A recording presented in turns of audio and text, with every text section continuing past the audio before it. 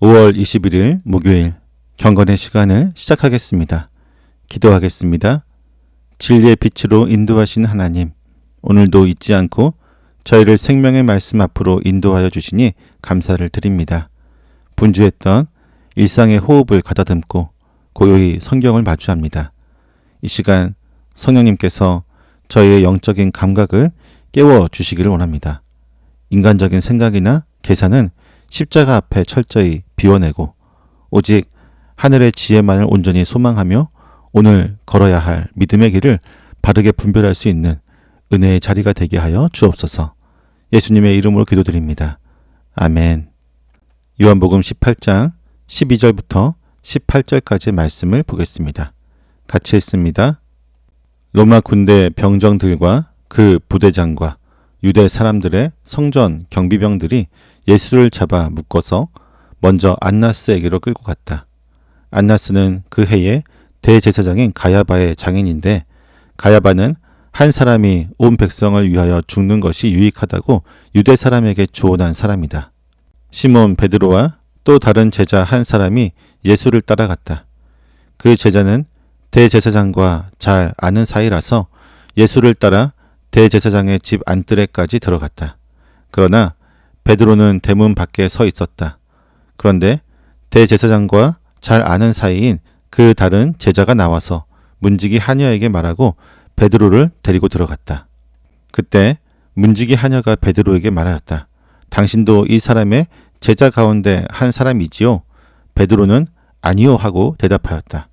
날이 추워서 종들과 경비병들이 숯불을 피워놓고 서서 불을 쬐고 있는데 베드로도 그들과 함께 서서 불을 쬐고 있었다.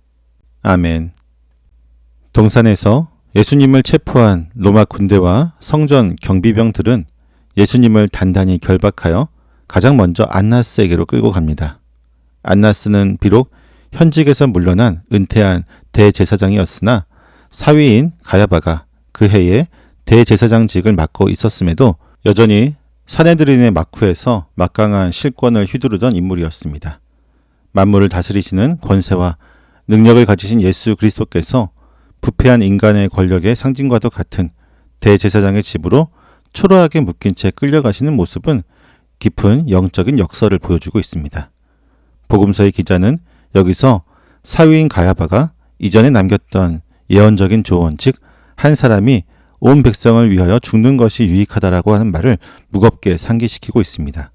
가야바는 예수님을 제거하여 로마의 개입을 막고 자신들의 기득권을 지키려는 악한 정치적인 의도로 이 말을 뱉어냈지만 하나님께서는 그 부패한 입술을 통해서도 대속의 진리를 선포하게 하셨고 예수님은 바로 그 무한하신 하나님의 구원 계획을 성취하기 위해 묵묵히 결박당하는 십자가의 길에 자신의 온몸을 내어 맡기셨습니다. 예수님이 끌려가시는 긴박한 가운데서도 시몬 베드로와 또 다른 제자 한 사람이 그 뒤를 쫓아갑니다. 여기서 또 다른 제자는 대제사장 집안과 매우 친밀한 개인적인 친분이 있었기에 삼엄한 경비를 뚫고 예수님을 따라 대제사장의 집 안뜰까지 아무런 제지 없이 들어갈 수 있었습니다. 하지만 그러한 인맥이 없었던 베드로는 차가운 대문 밖에 홀로 남겨져 서성여야만 했습니다. 결국 안뜰에 들어갔던 그 다른 제자가 다시 나와 문지기와 하녀에게 부탁함으로써 베드로 역시 그 뜰 안으로 발을 들이게 됩니다. 베드로는 예수님을 버리지 않고 끝까지 따르겠다는 충성심으로 대제사장의 집 앞까지 당도했지만 그곳은 자신의 혈기나 결단만으로는 결코 이겨낼 수 없는 거대한 영적인 위기와 시험이 도사리고 있는 매우 적대적인 공간이었습니다. 이 두 제자의 불안한 동행은 앞으로 펼쳐질 철저한 신앙의 실패와 영적인 어둠을 예고하고 있습니다. 문지기 하녀는 베드로를 뜰 안으로 들여보내며 다른 제자와 일행인 것을 알았기에 당신도 이 사람의 제자 가운데 한 사람이지요? 라고 묻습니다. 이 질문은 반드시 베드로를 색출하여 죽이려는 적대적인 신문이라기보다는 상황에 따른 자연스러운 물음이었을 수 있습니다. 그러나 이 사소한 질문 앞에서도 베드로는 아니요라고 대답하며 자신의 정체성을 철저하게 부정해 버립니다. 불과 몇 시간 전 겟세마네 동산에서 대제사장의 종을 향해 거침없이 칼을 휘두르며 주님을 지키겠다고 호언장담했던 베드로의 기백은 온데간데 없이 사라졌습니다. 동산에서 로마의 무장한 군대 앞에서도 내가 그 사람이다 라고 담대히 선포하시던 예수님의 거룩한 위엄과 이름 없는 하녀 앞에서 아니요 라고 비겁하게 숨어버린 베드로의 모습이 너무나도 날카롭게 대비가 됩니다. 영하를 맴도는 추운 새벽, 베드로는 자신을 잡으려던 경비병과 종들이 피워놓은 숯불 곁에 서서 그들과 함께 불을 쬐고 있습니다. 세상의 온기에 몸을 녹이며 대적들의 무리에 슬며시 섞여버린 베드로의 철저한 실패는 자신의 힘을 의지하려고 했던 제자도의 한계가 얼마나 쉽게 바닥을 드러내는지를 뼈아프게 보여주고 있습니다.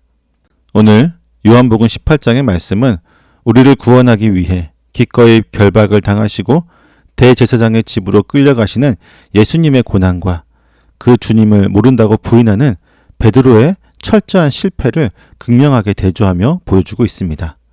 예수님은 자기 백성을 대속하시려는 아버지의 뜻을 이루기 위해 묵묵히 십자가의 길을 걸어가시지만 불과 얼마 전까지 칼을 빼어들고 주님을 지키겠다고 호언장담하던 베드로는 이름 없는 여종의 질문 앞에서도 무참하게 무너져 내리고 맙니다.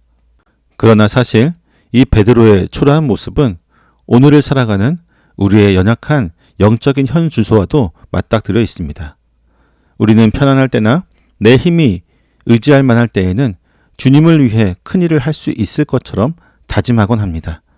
주님을 따르겠다는 열심으로 가득 차 있다가도 정작 세상의 차가운 시선과 조롱 앞에서는 내 신앙의 정체성을 감추고 슬며시 세상 사람들의 무리에 섞여 불을 쬐며 안주하려는 부끄러운 본성이 우리 안에 깊이 자리하고 있습니다.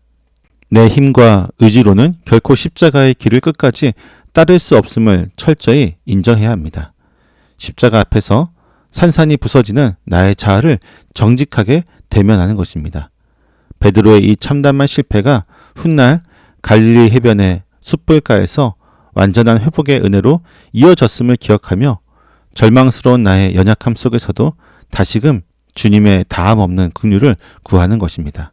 일터와 가정 속에서 세상의 시선이 두려워 주님을 외면해야만 했던 마음을 거두어내고 우리를 위해 묵묵히 결박을 당하신 주님의 그 깊은 사랑에만 우리의 모든 영혼을 기대기를 원합니다.